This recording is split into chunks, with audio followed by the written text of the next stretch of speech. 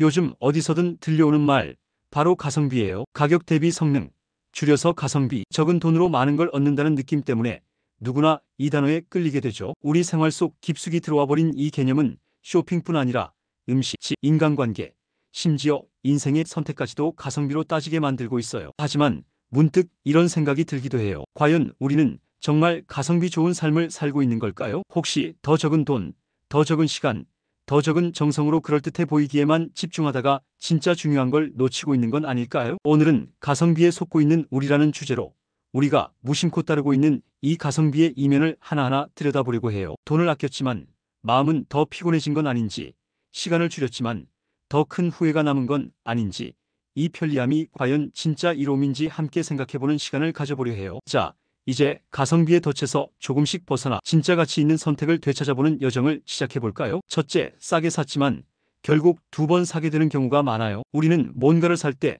이 가격에 이 정도면 괜찮지라고 스스로를 설득하곤 해요. 그래서 조금 불편하거나 품질이 떨어지는 걸 알면서도 싸니까 그냥 사는 거죠. 그런데 시간이 지나면 어떤 일이 벌어지느냐?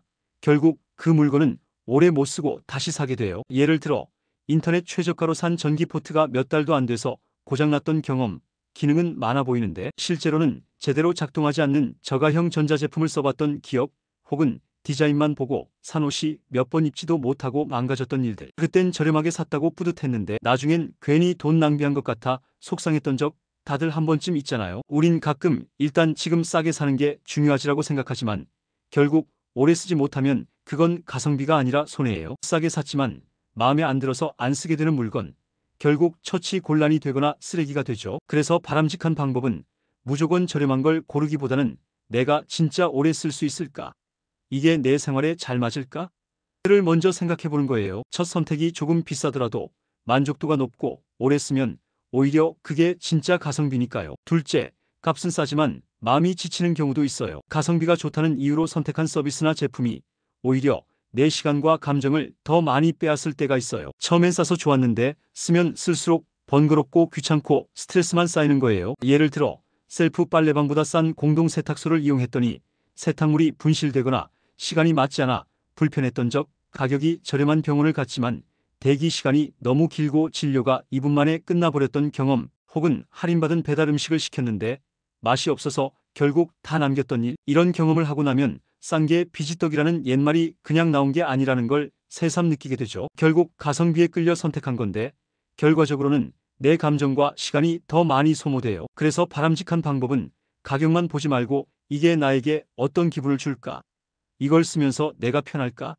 를 함께 생각해 보는 거예요. 싸다는 이유로 마음이 불편해진다면 그건 절대 좋은 선택이 아니니까요. 셋째, 싼 게 최고라는 생각이 나를 더 가난하게 만들어요. 우리는 가격이 낮으면 왠지 득템한 느낌이 들어요. 그런데 정작 그런 물건이나 서비스가 내 삶의 질을 높이지는 못할 때가 많아요. 더 싸게 사기 위해 시간과 에너지를 쓰고 더 많은 걸 갖기 위해 쉴 틈 없이 움직이게 되는 거죠. 예를 들어 마트에서 대형 세일할 때 필요하지도 않은 물건까지 한가득 사온 적, 단돈 몇천 원 차이 때문에 장거리 마트까지 다녀오느라 더 피곤했던 기억, 혹은 이건 싸니까 하나 더 사자 하다가 결국 쓰지도 않는 물건이 쌓여간 경험들. 가격에 끌려 선택했지만 정작 내 일상은 더 복잡해지고 마음은 더 지치고 공간도 점점 좁아지게 되는 경우 많아요. 싸게 샀다는 만족감보다 그로 인해 소모된 나를 돌아봐야 해요. 그래서 바람직한 방법은 싸게 사는 걸 목표로 삼기보다 진짜 필요한가? 이게 나한테 꼭 있어야 하나?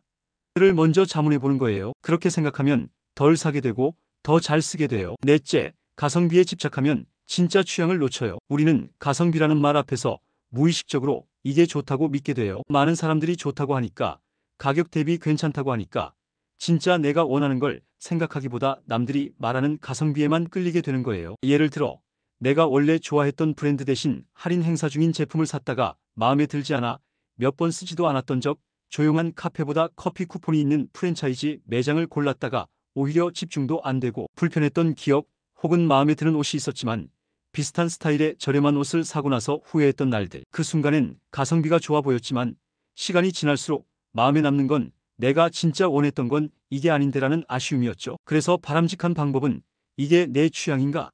를 먼저 물어보는 거예요. 진짜 나를 아끼는 소비는 가성비보다 나의 만족비를 기준으로 삼는 거니까요. 다섯째, 가성비에 길들면 선택이 점점 단조로워져요. 가성비가 좋은 것만 고르다 보면 나중엔 새로운 시도를 아예 하지 않게 돼요. 모험하지 않고 익숙하고 검증된 것만 고르게 되면서 삶이 점점 단조롭고 재미없어질 수 있어요. 예를 들어 항상 같은 메뉴만 시켜 먹다가 다른 음식을 시도할 기회를 놓친 적, 늘 가던 온라인몰에서만 쇼핑하느라 개성 있는 브랜드를 알지 못했던 경우, 혹은 여행도 가성비 좋은 장소만 찾아다니다 보니 진짜 가고 싶었던 곳을 자꾸 미루게 되는 경우, 가성비 중심의 선택은 처음엔 실속 있어 보이지만 결국은 내 삶을 좁게 만들 수 있어요. 낯선 것에 대한 거부감이 생기고 도전보다 안정에만 머무르게 되죠. 그래서 바람직한 방법은 가끔은 일부러 낯선 걸 선택해보는 거예요. 손해를 감수하는 게 아니라 새로운 경험에 대한 투자라고 생각하면 마음이 훨씬 풍요로워져요. 여섯째, 가성비에 집중하면 인간관계도 계산적으로 바뀔 수 있어요. 물건뿐 아니라 관계에서도 무의식적으로 이 사람은 내게 얼마나 이익일까?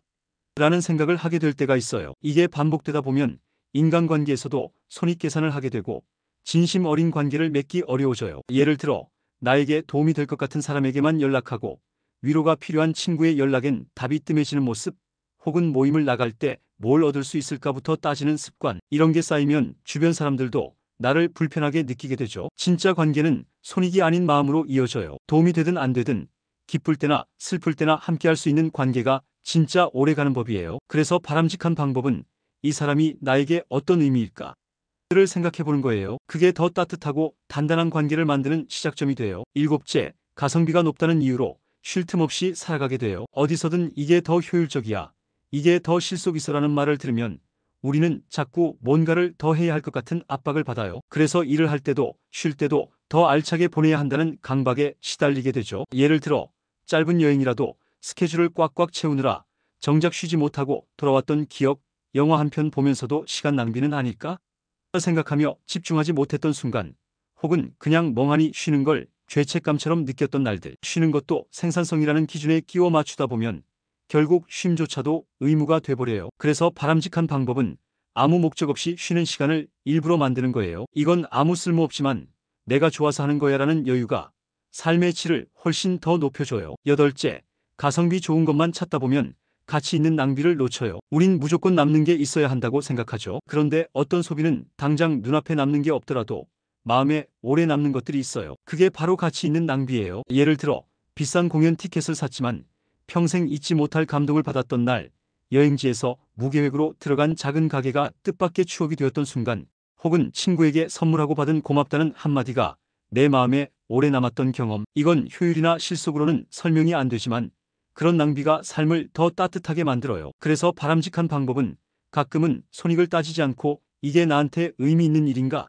만 생각해보는 거예요. 그 순간의 행복이 오히려 삶 전체를 더 반짝이게 해줘요. 아홉째, 가성비가 전부가 되면 삶에서 여유가 사라져요. 모든 걸 효율과 성능으로만 따지다 보면 어느 순간부터는 작은 실수에도 민감해지고 여유를 잃게 돼요. 작은 낭비도 참지 못하게 되고 완벽하지 않은 걸 받아들이지 못하게 되죠. 예를 들어 1시간짜리 영상 대신 3분 요약 영상만 찾는 습관, 음식이 늦게 나왔다고 바로 불만을 표출하게 되는 모습, 혹은 휴대폰을 바꾸자마자 다른 사람의 사양을 비교하며 괜히 불편해지는 마음. 우린 너무 많은 걸 가성비로 판단하면서 느긋하게 누리는 마음의 사치를 잃고 있어요. 그래서 바람직한 방법은 일부러라도 비효율적인 행동을 해보는 거예요. 아무 쓸모없어 보이는 산책, 오래 걸려도 손편지 한 장 써보기. 그런 행동이 내 삶에 여백을 만들어줘요. 열째, 진짜 가치는 숫자로 계산되지 않아요. 가성비는 분명 우리 삶에 도움이 되는 기준이지만 그것만으로 모든 걸 판단하긴 어렵죠. 진짜 소중한 건 대체로 수치로 나타나지 않거든요. 예를 들어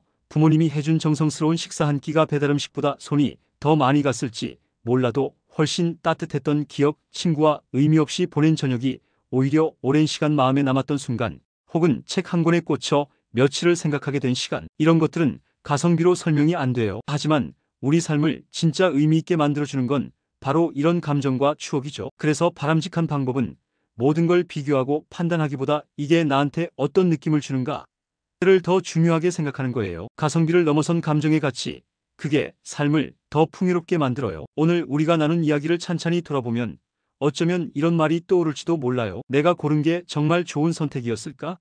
가성비라는 이름으로 나를 너무 몰아붙인 건 아니었을까? 라는 생각이요. 가성비는 분명 유용한 개념이에요. 하지만 그것만으로 삶을 판단하기엔 너무나 많은 것들이 빠져 있어요. 내 시간, 내 감정, 내 에너지, 내 마음의 평온 같은 것들은 숫자로 환산되지 않지만 어쩌면 가장 소중한 가치일지도 몰라요. 더 저렴한 가격에 더 많은 기능을 가진 물건을 샀을지 몰라도 그 물건이 나를 정말 만족시키는지는 별개의 문제예요. 어떤 선택은 나를 더 피곤하게 만들기도 하고 어떤 절약은 내 삶을 더 삭막하게 만들 수도 있죠. 그렇게 우리는 자신도 모르게 스스로의 여유와 감정을 소모하고 있어요. 가끔은 일부러 조금 비효율적인 길을 선택해보는 것도 나쁘지 않아요. 비록 가성비는 떨어질지라도 내 마음이 행복하고 내 일상이 따뜻해진다면 그건 가장 가치 있는 낭비일 수도 있으니까요. 효율보다 여유, 가격보다 만족, 눈앞의 이득보다 오래가는 감정을 기준으로 삶을 선택해도 돼요. 우리 삶은 꼭 계산기 위에서 굴러가는 게 아니잖아요. 느리고 때로는 손해 같아 보여도 진심이 담긴 선택이야말로 가장 오래 남는 법이죠. 앞으로 당신이 어떤 선택을 하든 숫자에 속지 않고 스스로에게 묻는 시간이 있었으면 좋겠어요. 이건 내 삶에 어떤 의미가 있을까? 그 질문 하나만으로도 우리는 더 나은 방향으로 나아갈 수 있어요. 오늘 영상도 함께 해주셔서 감사합니다. 참고로 노우지의 채널에 멤버십 기능이 생겼어요. 관심 있으신 분들은 가입 버튼을 눌러보시면 자세한 내용을 확인하실 수 있습니다. 앞으로도 좋은 이야기로 찾아뵐게요. 건강하고 평온한 하루 되세요.